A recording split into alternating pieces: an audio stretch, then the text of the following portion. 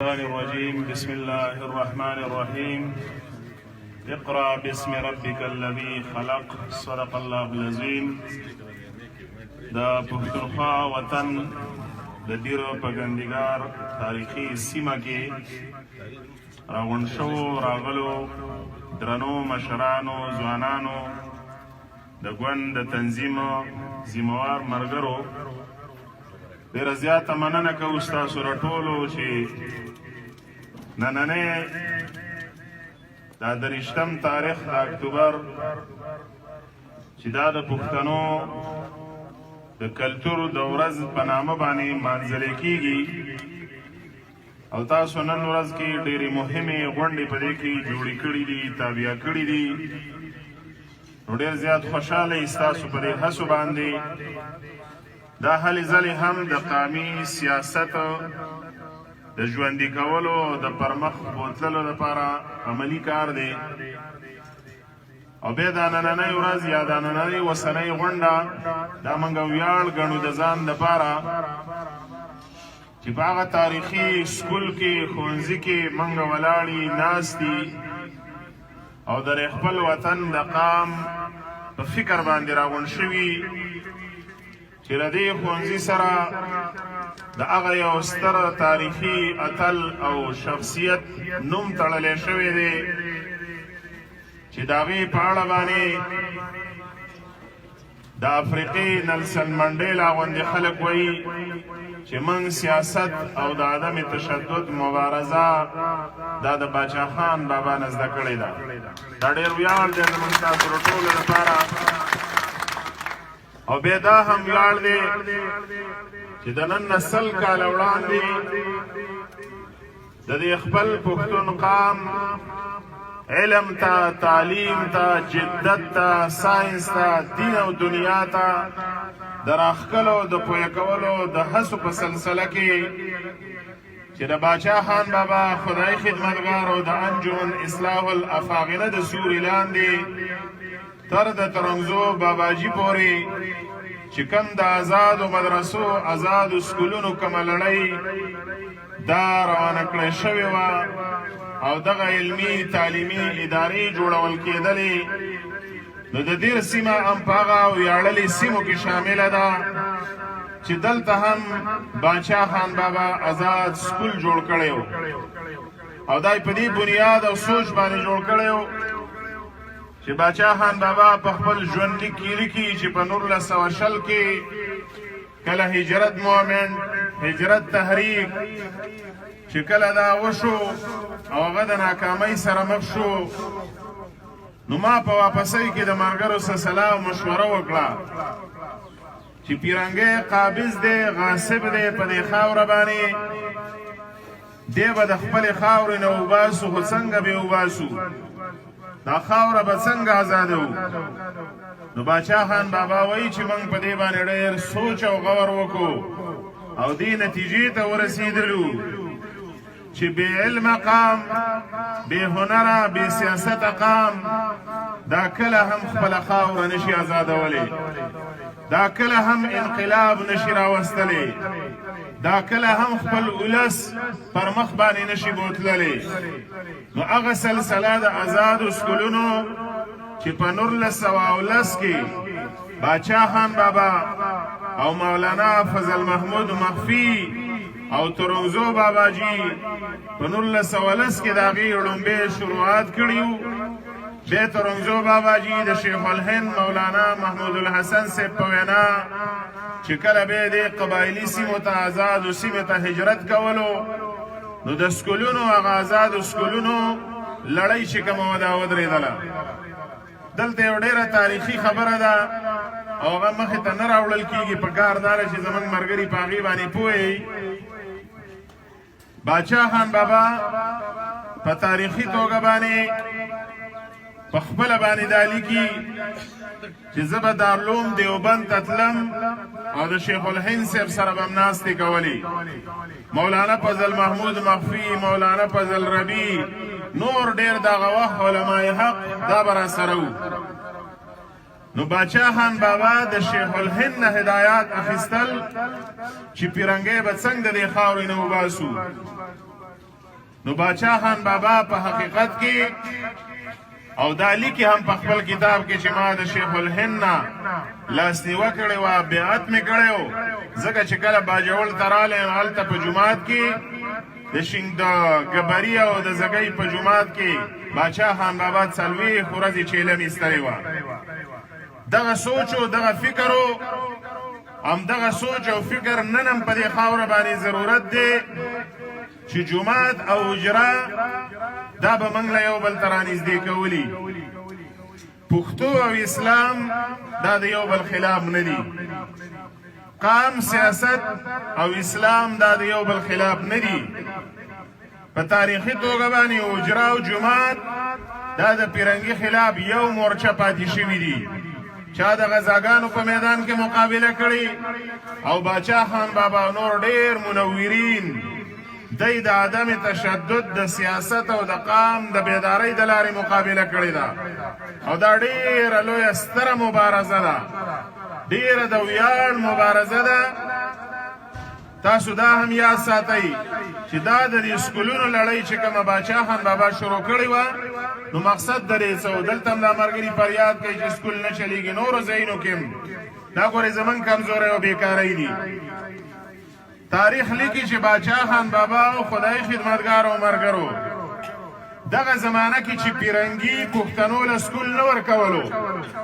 پښتنو کالج نه ورکولو پښتنو له یونیورسټي نه ورکوله پیرنګیانو سکول به پیرنګیانو په هغه سیمه کې ورکولو چې کم خلک به د پیرنګي وفادارو دای سزا موږ له راکوله چې دا قام تعلیم ته رانشي دا قام پویه نشي نو موږ یې صرف د جهالت په تیارو کې ساتلو نو د باچا خان بابا او د ترنزو باباجي او د مولانا فضل محمود مخفي صاحب سوچ او فکر داو چې یوازې دا نه چې قام په سیاسي توګه باندې بیدار کړو دا قام به د علم طرف ته هم راښکلي نو دغه د پیرنګي د سکولونو معیار خو دغه و چې څوک د هغه وفادار سکول یې ورکولو خو دا دیره باجوړه وزیرستان اشنغر د سواده پورې دا سیمې چې کمې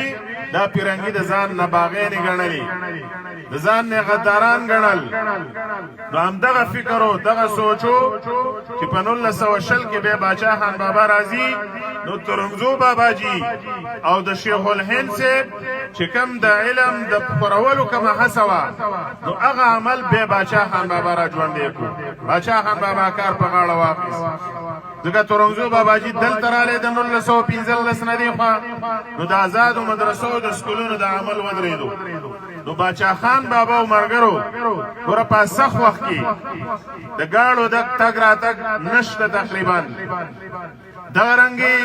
د ژوند جواک د مواصلات او وسایل د نش برابر دي بیا به په هغه وخت کې ګټه وټه څومره وه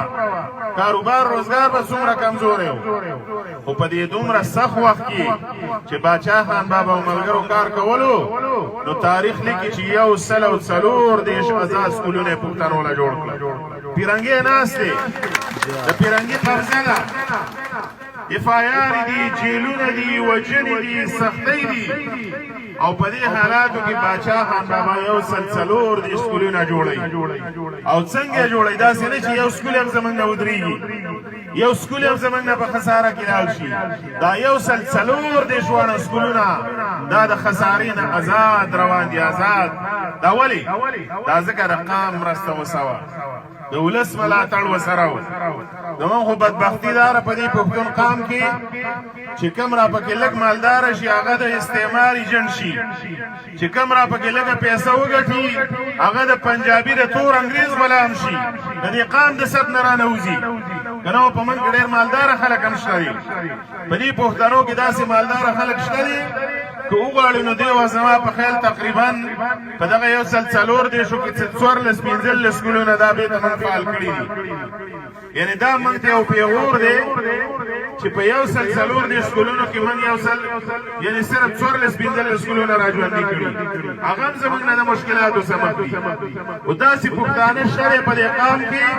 چې که وغواړي نو یو تن د دې ټولو سکولونو اخراجات پوره کولی شي ادا کولی شي نو د قام دپاره بیا پیسه نه لګوي د خپل وطن د پاره به خپل سرمایه نه لګي نو چې نه لګي موږ د اقام لبس پکاري موږ لبس پکاري ځکه تاسو لمن دا ډاډ درکو دا هیله د نه لرو چې دا سکول ورستاسو سره سلو کالو د تاریخ یادګار دی تاسو په دې کې استادان ځوانان زده کوونکي دا نه خوښه د چم پښتانه د دې کلو دا تاسو خپل تاریخ محافظین وي نو ځان له په خپله ګېډه پسې په خپل نس پسې کاڼي تړئ نو دا سکول به ودرېدو ته نه پرېږدئ دا سکول به کامیابۍ ته رسوئ دا به د سکول نه کالج ته رسوئ دا به د کالج نه پوهنتون او یونیورسټۍ ته رسوئ او دا ناممکن نه ده خو که موږ تاسو عزم وکړلو دا شوې ده دا کړل شوې ده نو دا د سکولونو دا تجربه چې کومه ده دا د سکولونو د عمل دا ګورې هسې په دې بنیاد باندې نه دی چې یاره په دې 50 لکه ولګېدل او موږ 1 کروڑ پیدا کړو دا د قام د ولس ځوانان جوړول خپل نسلونه په خپل تاریخ پوهه کول ځکه د آزاد سکولونو نصاب په دې کې به دین او اسلام هم لوستل کېدلو په دې کې به عصري علوم هم لوستل کېدل نو ګل باچا الفت صاحب د افغانستان یو لوی ادیب دی د غني خان د کلیاتو په سریزه کې هغه یو خبره لیکي و یو وخت کې دیوبند یو عالم رالی اشنغر ته او په آزاد سکول کې یو غونډه د لکه رانن چې تابعه ده یو ماشوم راپاڅول شو او په هغه غونډه کې ماشوم په عربۍ ژبه کې تقریر وکړو ډېر فصیح او بلیغ هغه دیوبند عالم وایي د یو سړي نه تپوس وکړو چې دا ماشوم د کوم عربي زوی دی ویل ولې ویل چې د عربي داسې وایي چې لکه د عرب زوی دا سړی دا ماشوم ول باچا الفت وایي هغه د دیوبند عالم ته بل کس ویل نه دا د عربي زوی نه دی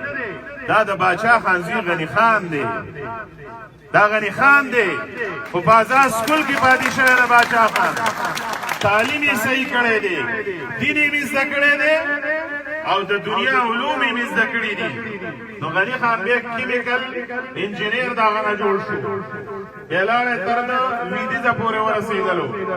د غني خان په شعارو کې به تاسو ګورئ د دین په فلسفه هغه بحث کوي زمونږ ډېر ساده مولان هغه پې نه پوهېږي غني خان ګډې وډې ویلي غني خان ګډې وډې نه دي ویلي غني خان په خپله شاعرۍ کې خدای پاک ته جانان ویلی جانان جانان هغه څوک چې څوک پې میني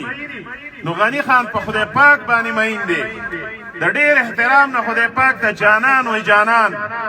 او د هغه ستاینه کوي د دین د فلسفې تشریحات وړاندې کوي خو غم دا دی چې اوس په پښتو شاعرۍ موږ څوک پوهېدلی که نه په پښتو ادب هم څوک پوهېدلی نو د خپلې کب فهمۍ نه بیا وایو چې هلکه غني خانه دا مل ولی یو لوی عالم دی په پېښور کې یو غټه مدرسه چلی ما ته یو ورځ ویل زما په نظر کې غني خان دا د زمانې ولی الله دی او ویل هسې دا خبره نه کوم ویل هغه کلیات ما لوستلي دي د هغه وینا ویل چې زه ګورم نو په ما باندې داسې رب چې کوم دی دا تاریخي چې دا په کم مقدار او کم انداز او کم فکر باندې ده دومره ژوره وینا کړې ده نو غني خان دا د دې آزاد سکول شاګرد پاتې شوی و ځکه په ادب کې نوم پیدا کو په سیاست کې پیدا کو او په وخت او په تاریخ کې خپل نوم پیدا کو نو دا آزاد سکولونه چې کوم دي دا هسې هغه پرایویټ سکولونه نه دي چې موږ پکې کاروبار کوو د قام دا بچي جوړول دي بدمرغي سره بدبختي سره پیرنګیا ولاړې له دې خاورې نه په کلتور د ترسو خبره کوم وګورئ دا خاوره نن هم ازاده نه ده دا قام نن هم آزاد نه دی دا خاوره نن هم غلامه ده دا قام نن هم غلام دی د اسلام په نوم باندې هم دوکه وشوه په دې ریاست کې غږ یې دا وکړو ویل دا ریاست ځکه جوړو چې اسلام پکې راولي اسلام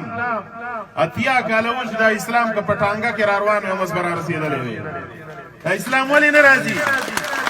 دا یې دوکه کړې د اسلام په نامه باندې دوکه کوله نن هم موږ دغه کوو چې راولې اسلام په دې وطن کې نشته د پښتو د اسلام په منځ کې دښمني د ولي خان نه یو ورځ چا پوښتنه وکړه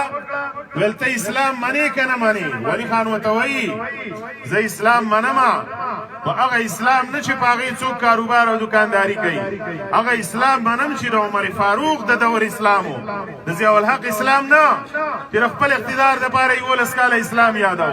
د عمر صاحب د دور اسلام ویل منم چې جرنیل به پیتې کوزی دا به د سپایي په شان اوسېږي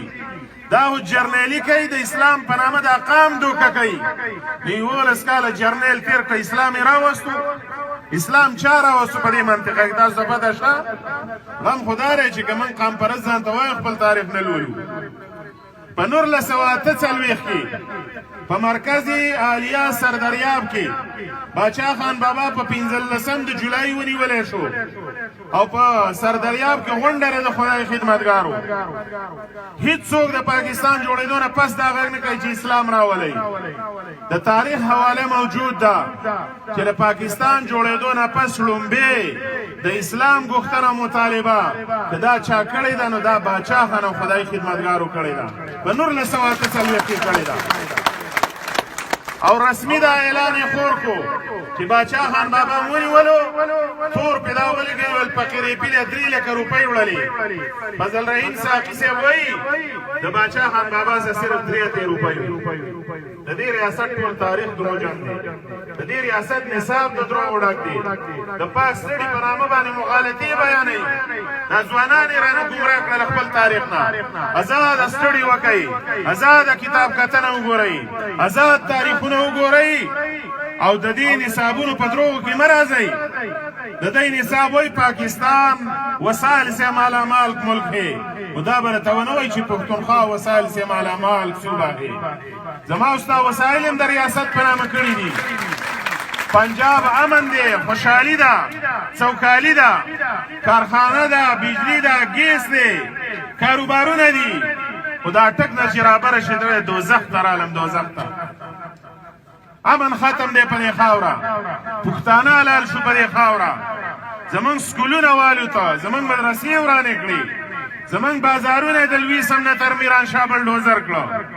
دا چېرته کافر اوسېدل په دې خاوره؟ په دې دیر کې په دې تیمارګره کې چې په جشن پښتونخوا کې په درزنونو پښتانې والوځول، دا کافرو چېرته د هندوستان هندوانو دا کلمه ویونکي او منونکي نه وو؟ وګورئ دروغ روان دي ټول په دې ریاست کې، دروغ ویلی کېږي. نو د دروغو د نصابونو او تاریخونو به ځان ساتئ. نو په دغه مرکز عالیه سردریاب کې باچا خان بابا ونی تور هم پې ولګاو. خدای خدمتګار وویل کم رسید چې د باچا خان د پیسو سم نیولې هغه راښکاره کوي. ویښې وایي دنیا ته چې پته ولګي، رسید یې نه شو ښکاره کولی. دویم الفاظات عدالت کې مقدمه وچلوي په باچا خان، هغه هم نشوه کولی. او دریم خدای خدمتګار وویل چې د اسلام په نامه باندې هندوستان مات کو. حالانکه مولانا آزاد او د دیوبند علماو دا دریځو په هغه وخت کې تر د کانګرسه پورې او نن هم دا صحیح ثابت شو چې دا تقسیم هند نه دی، دا تقسیم مسلمان دی. مسلمانان تباه شو په دې نامه باندې. نن هم 15 کروڑه مسلمانان په هندوستان کې. دا خو هندوستان ډېر ښه دی، جمهوریت خوښې هیواد دی. که نه وه چې دا 15 کروڑه مسلمانان راپره کي او دا ورته وایي چې ځئ موږ خو ټوټه در بېله کړې اوسېږئ پکې که نه ځای به ورکړو موږه. دا قهر او غضب دا چا جوړ کړو په دې خاوره؟ نه پکې اسلام راوستو او نه پکې د دنیا ترقي راوستله. نو ځکه خدای خدمتګارو دا راته د دې لپاره وایم چې ځینې خلک به تاسو ته وایي هلکه دا پښتو مه کوئ، دا د اسلام نه بار ده. ځینې به راته وایي دا قام پرستي او قام پالنه او ملت پالنه مه یادوئ، دا حرام ده په اسلام کې. ځینې خلک دا هم را پیدا شوي، خو د تاریخ حواله ورکوئ چې که په دې وطن کې د چا د اسلام لومبې مطالبه کړې نو هغه صرف او صرف خدای خدمتګار وګړي. نو ټول دروغ ویلي، نو ټولو دوکې کړي دي په دغه نومونه باندې. د 1903 آیین جوړېدو د ولي خان په باره کې په تاریخ کې دی جوړ کړه، ویل دا د روس ملګری دی، د روس ایجنټ دی، د دهرینو ملګری دی. دا به هم ویل. خو چې کله د پاکستان آیین جوړېدو لومبۍ متفقه 30 کاله د دی نه ریاست هم بې آیینه پاتې شوی دی. دا څنګه ریاست و؟ دا څنګه د اسلام په نامه ریاست و؟ 30 کاله پکې ته آیین جوړ نه کړلی شو. هندوستان په 2م کال باندې آیین جوړ کړو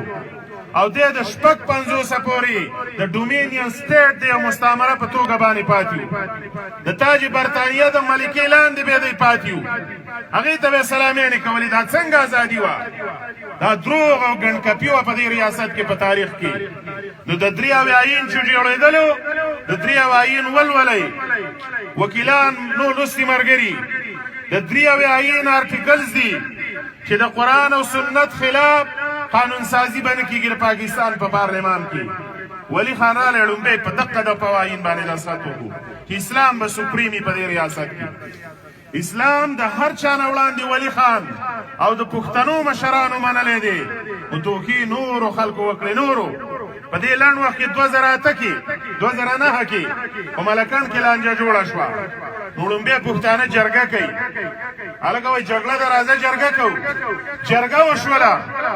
روغه جوړه په هغې کې راله. کم ډیمانډز او مطالبات او غوښتنې یې هغه ومنلی شو. یو مطالبه په هغې کې دا وه چې په ملکان ډویژن کې د شریعت عدالت غواړو. د شریعت عدالت دا ډېر ګران کار دی د پاکستان په دې نظام کې، ځکه عدالت نن د تعزیرات هند لاندې چلیږي، نن د پیرنګي په قانون باندې فیصلې کېږي. موږ خو دا دریځ لرو چې د اسلام په نامه هیواد دی، کېده پکې قرآن، کېده پکې د امام ابو حنیفه فقه، چا دې لاس نیولی دی؟ خو تشې دعوې او ډوزې او دوړې ویلې کېږي.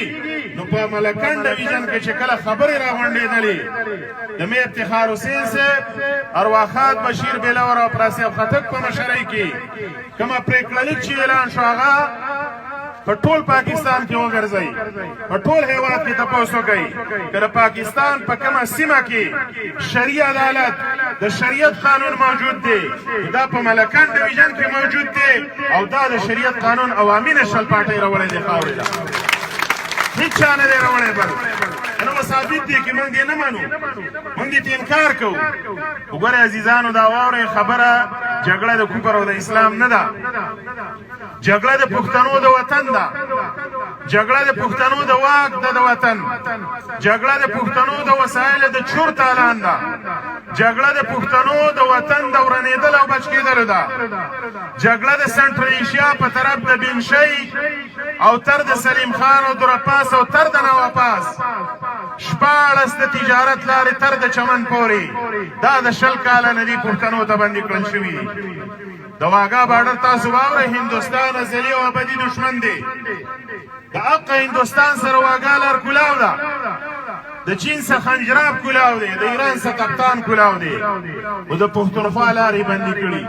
دا بنشۍ او نواپاس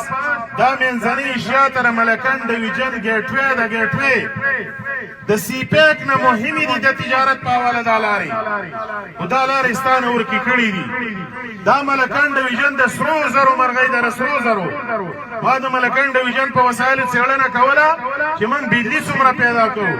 دا وخت ملکن ډویژن څه کم 1400 میګا واټه بجلي پیدا کوي او څه پروژې لا روانې دي دا چې پوره شي د 2000 میګا واټه نه به هم زیاتې شي، او که نورې جوړې شي نو د واګدا د محکمې رسمي څېړنه شوې چې صرف د سوات د کالام په سیمه کې په هر 2 کیلومتره پس یو د اوبو ډیم او بند جوړېدلی شي، نو صرف د سوات په سیند باندې 50000 میګا واټه بجلي جوړېدی شي. 50000 میګا واټه دا د منلو خبرې نه دي. او د ټول ملکان ډویژن ضرورت څومره دی چې 40 غنټې بجلي سنت هم زما رواني. د ټول ملکان ډویژن 200 میګا واټه بجلي پکار 200 میگا واټ او تا ته پکې 200 میگا واټ هم نه درکې روانه ده د لاهور واټ هاوس ته ارایلټي چې وته وي په 2 روپۍ یونټ رانه علي اگر ارایلټي په وړو کې مال کنه غم نه راکې دي خاورلا نو ګورې دا یا ساته عزیزانو د وسایلو ډیل وی بحث ان شاء الله کتاب چې زمنګ روان دی اب به وګورئ چې په دې وطن کې خدای څه درکړي دا ملکان ډویژن غریب نه دی دا ملکان ډویژن د سرو زرو مرغۍ ده نور ټول وسایل پرې دی نور څه چې په دې وطن کې دا پرې دی چې دوه وسیلې په ملکان ډویژن کې موږ په اختیار کې راولي یو سیلګری د دې وطن دا موږ پر مخ باندې بوزو سرکونه پارکونه جوړ شي او یو د افغانستان څخه زمونږ د بنشۍ نه تر د نواپاس پورې لارې ازادي شي نو د ملکان ډویژن د یو کور نه به هم یو ځان د سعودي عربو د شګو دوزخ له لاړ نه شي دا به پرې خپل کور کې موړي دا به پرې خپل کور کې په روزګاري دا وطن د لوی سړک دا چترال ته نه دی تللی دا لوی سړک پېښور او باجوړ ته نه دی تللی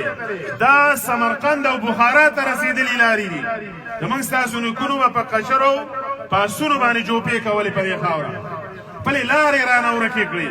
خپل تجارتونه یې رانه ورک کړه خو پښتانه هم خدای لیوني کړي کم پښتون چې یې که پیسې پیدا کړم دا ټک نه به ښکته ځغلي او هر ځوان د ارمان لري که دا د 14 زده کړې ولې ونه کړي که دوی زده کړې ولې ونه کړي ارمان یې دا وایي ویزه راله وکړه پلار ته وایي بار هېواد ته مې ولېږه دا به څو پورې دا نسلونه موږ خوارو دا بچي به څو پورې موږ په دې مسافرو کې خاورې کوو په ځوانۍ کې لاړ شي چې راځي نو سر او ګیره سپینه شوي دا موږ د دې نسلونو مجرماني ځکه مجرماني چې د جنت په شان وطن خدای راکړی دی دا موږ د خپلو بچو له آباد نه کړو نو رواني د لیوانو په شان چې څومره هم څوک د پاڼ نه ګزاري څومره هم څوک خودکشۍ او تباهۍ ته روانوي بس موږ د حقه تابعداري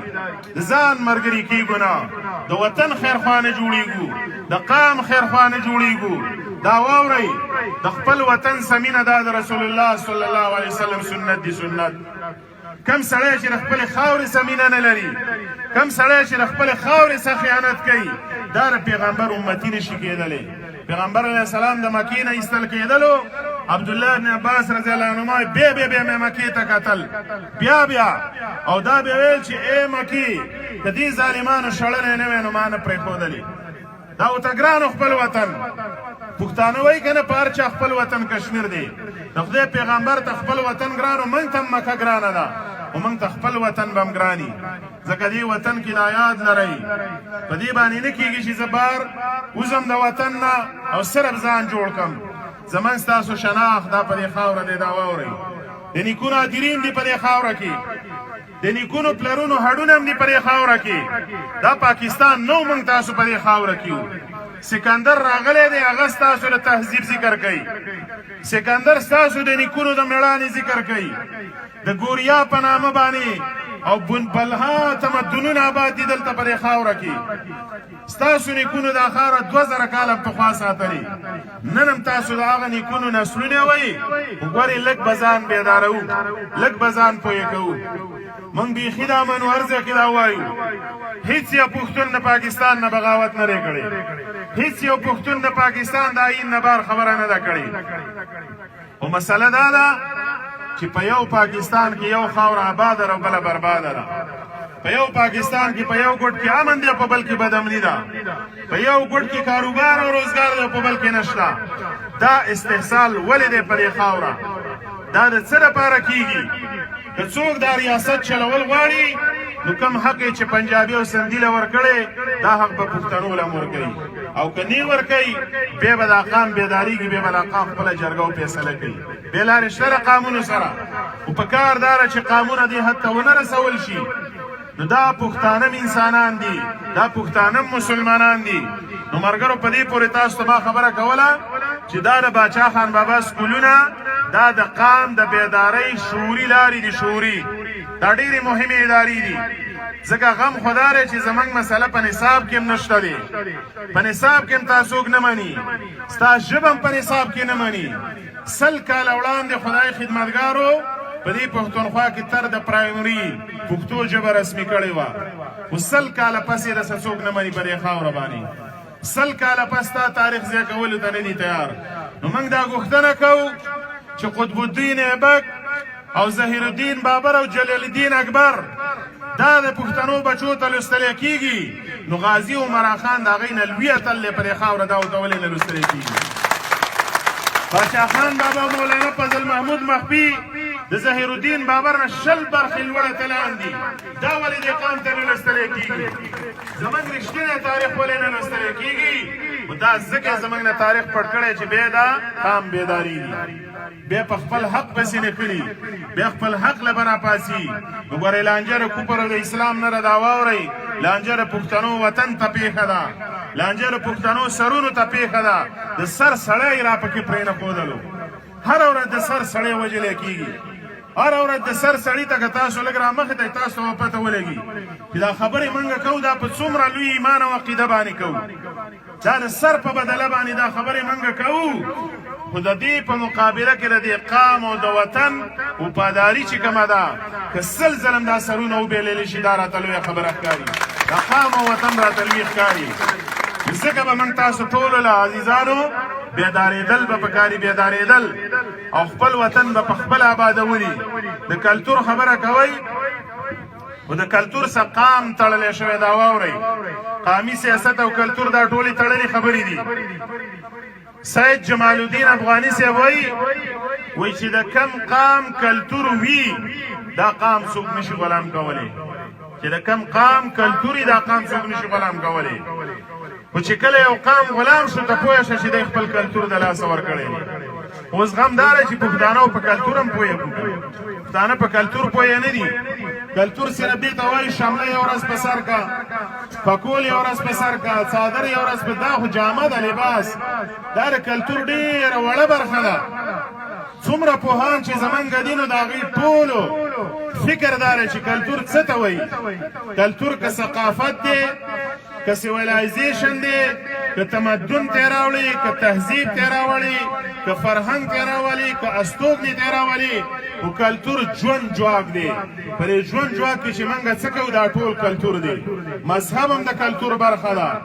اقتصاد هم د کلتور برخه ده سیاست هم د کلتور برخه ده صنعت هم د کلتور برخه ده قامي سیاست هم د کلتور برخه ده دا واورئ قامي سیاست هم د کلتور برخه ده هغه پټکی او هغه لونګۍ زمونږ کلتور نه دی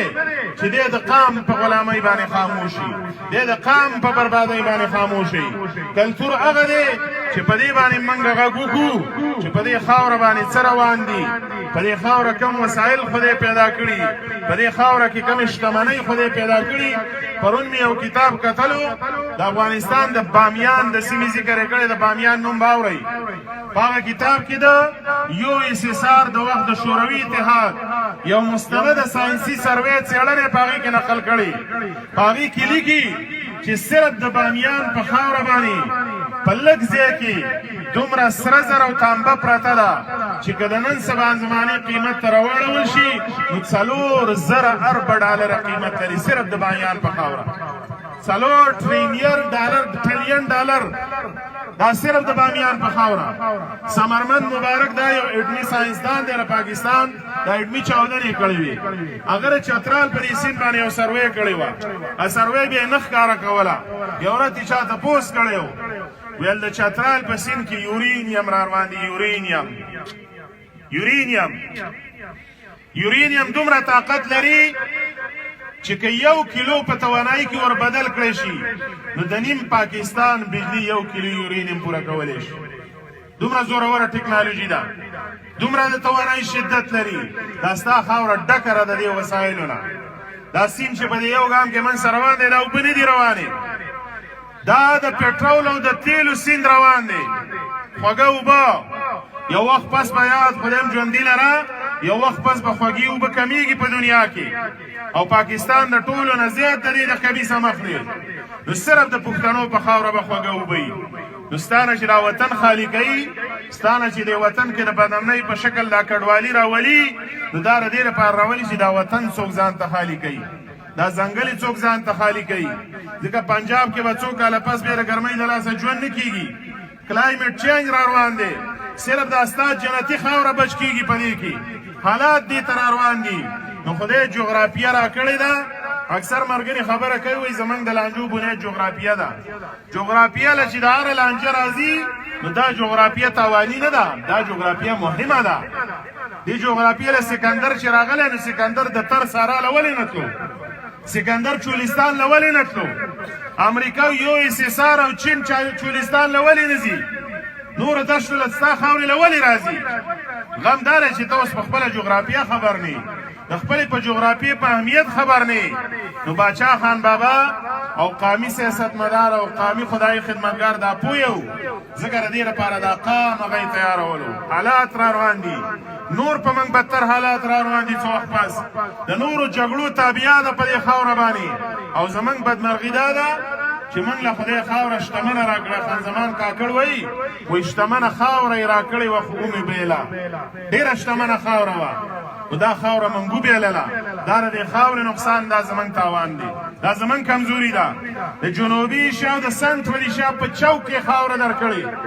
نیمه دنیا ته لینک کولی شي په دې خپله خاوره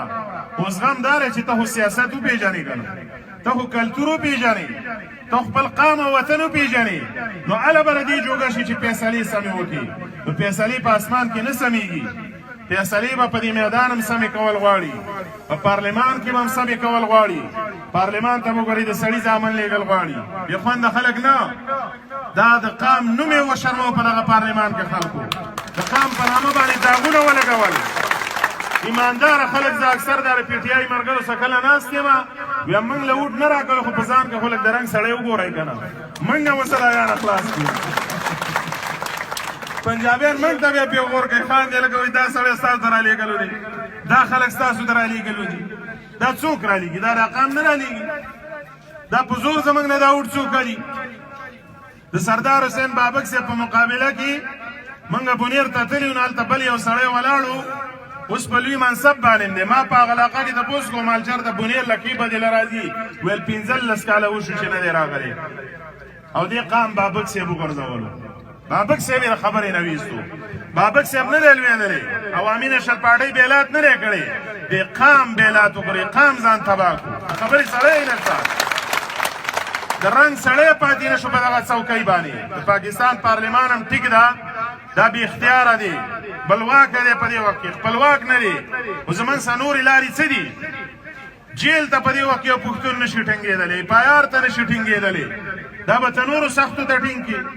خو کم از کم چې دا د اوټ استعمال خو سم وکړو که نه کوڅه او نالۍ خو دلته شته دی محکمې راتې مرګره تې ډکه ده سړک به هم جوړوي کوڅه نالۍ او ټرانسفارمر به هم کوي خو چې د قام مقدمه دې په کوم ځای کې وړاندې کول غواړي او د تقسیم کوم ځای دی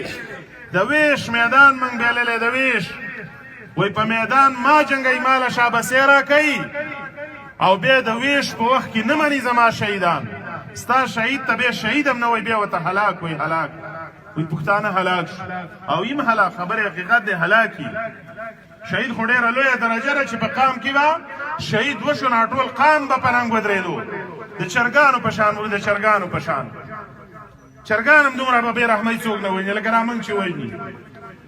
د چرګان هم څوک دومره بې عزتي نه کوي لکه د دې قام چې کېږي او موږ بیا هم نه رایو کېږو موږ بیا هم نه بیدارېږو نه پوهېږو چې د اسرافیل علیه السلام شپېلۍ به موږ له پکاري کسا نو دا د باچا خان بابا سکول دا د باچا خان بابا فکر دا د قام سیاست قامي سیاست او کلتور دا واورئ کلتور دا د ژوند ځواک برخه ده او د کلتور ټوله اډانه په اقتصاد ده چې د کم قام په کمه خاوره کې اقتصاد و روزګار و کاروبار و صنعت و بجلی و ګیس و خوشحالي و امن و د هغه قام به کلتور هم وي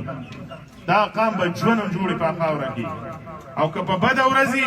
نو بیا معنا دا چې من کلتور بیللی دی نو چې کلتور دی وبیلو بیا د خاوره وبیلله چې خاوره دی وبیا د تاریخ وبیللو د تاریخ دی وبیلو بیا د قام وبیللو نو خدای دې وکړي چې دا قام او دا وطن خاوره وګټو ډېره مننه